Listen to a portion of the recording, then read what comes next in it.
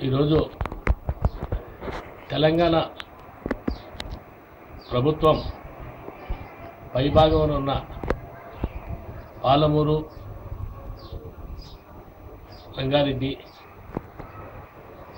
జిల్లాలో ఈ ప్రాజెక్టులు ఈరోజు నిర్మిస్తూ ఉంటే కనీసం ఈ రాష్ట్ర ముఖ్యమంత్రి చంద్రబాబు నాయుడు గారు వారితో సమన్వయం చేసి మనకు రావాల్సిన నీటిని తీసుకునేదానికి కూడా ఈరోజు ప్రయత్నాలు చేయకుండా నిజంగా పాలమూరు, రంగారెడ్డి జిల్లా ఆ ప్రాజెక్టులు గన అవి నిర్మిస్తే ఈ ప్రాంతం పూర్తిగా ఎడారిగా మారిపోయే ప్రమాదం ఉంది. మన కృష్ణా గోదావరి డెల్టాలు కూడా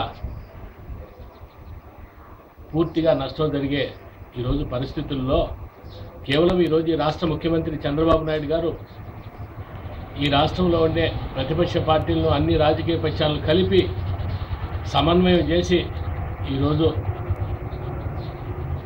పక్కన రాష్ట్రాలతో ఇక కర్ణాటక రాష్ట్రం కావచ్చు, ఇక తెలంగాణ రాష్ట్రాలతో కూడా పోరాడవలసిన ఆవశ్యకత ఎంతో ఉంది.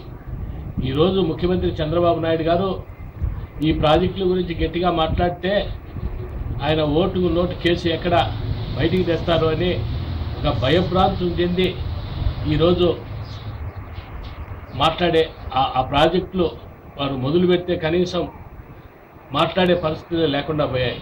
అలాంటిది ఈరోజు ఈ రాష్ట్ర ప్రజల పక్షాన ప్రతిపక్ష నేత వైఎస్ జగన్మోహన్ రెడ్డి గారు 16, 17, 18 తేదీల్లో కర్నూలులో దీక్షలు చేయడం నిజంగా ఈ రాష్ట్ర ప్రజానీకం తరపున ఈరోజు చేయడం జరుగుతూ ఉంది. ఈరోజు ప్రతిపక్ష నాయుడు జగన్మోహన్ రెడ్డి గారు చేస్తే కనీసం ఈ రాష్ట్ర ముఖ్యమంత్రి అది హర్షించేది పోనిచ్చి దానికి ఎన్నో అడ్డంకులు కల్పిస్తారు.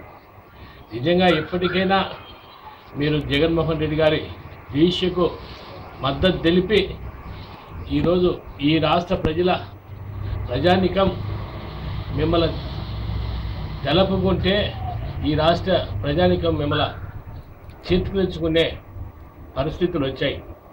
ఈరోజు ప్రతిపక్ష నేత వైఎస్ జగన్మోహన్ రెడ్డి గారు ఈరోజు అన్ని రాజకీయ పక్షాలను కూడా కలుపుకొని మనకు రావాల్సిన నీటిని తెచ్చుకునే దానికోసం ఈరోజు పోరాటం చేస్తూ కేవలం ఈ రాష్ట్ర ప్రజల పక్షాన ఏకైక నాయకుడు వైఎస్ జగన్మోహన్ రెడ్డి గారు, ఈ రాష్ట్ర ప్రతిపక్ష నేత ఈరోజు పోరాటం చేయడం ఈ రాష్ట్ర ప్రజానీకం అంతా కూడా ఈరోజు హర్షిస్తూ ఉంది.